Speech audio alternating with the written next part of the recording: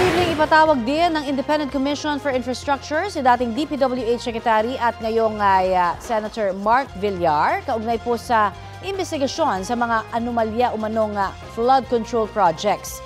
Iniimbestigahan na rin ng DOJ si Senator Villar, pati ang kapatid na si Senator Camille at dating Senadora Cynthia Villar.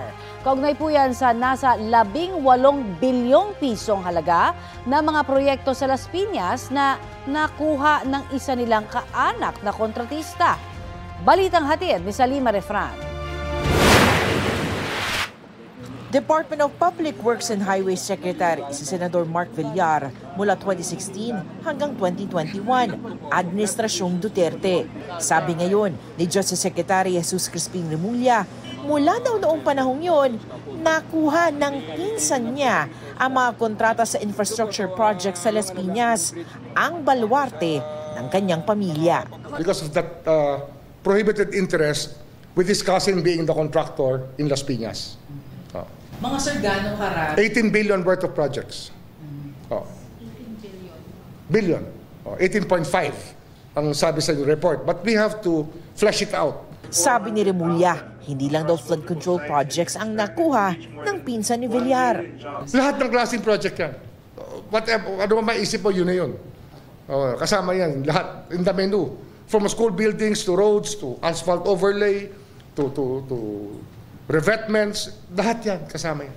Dahil dito, iniimbestigahan siya ngayon ng Department of Justice. And also a senator, ano yan kasama yan sa relationship na hindi dapat nangyayari. Di ba? When you vote for a budget, kasama ka na ron. When you participate in the budgeting process, kasama ka na ron. Iniimbestigahan rin ng kapatid ni Villar na si Senador at dating Las Piñas Representative Camille Villar, pati na ang inang si dating Senador Cynthia Villar. They're related interest. Isa lang sila interest nila. Isang relationship lang yan. Diba? Isang family lang yan. From Cynthia to the contractor is third degree. Bahagi ang investigasyon sa mga Villar sa case build-up sa mahigit 60 tinawag na kontratista o mga mambabatas na kontratista, dating kontratista o may koneksyon sa mga kontratista. Everybody knows about it in Congress that many of their colleagues are contractors also.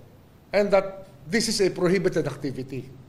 It's not known, I don't know if it's known to them or it's just the impunity of it all. That people don't care anymore if it's against the law because no one's going to run after them, they think. But it's something that we have to address, and we will do it. Sinusubukan ng GMA Integrated News na makuha ang panig ng mga Villar.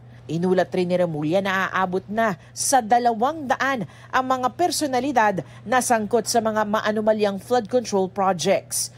Una raw paharapin sa mga reklamo ang mga malilinaw na paglabag sa batas tulad ng ghost projects.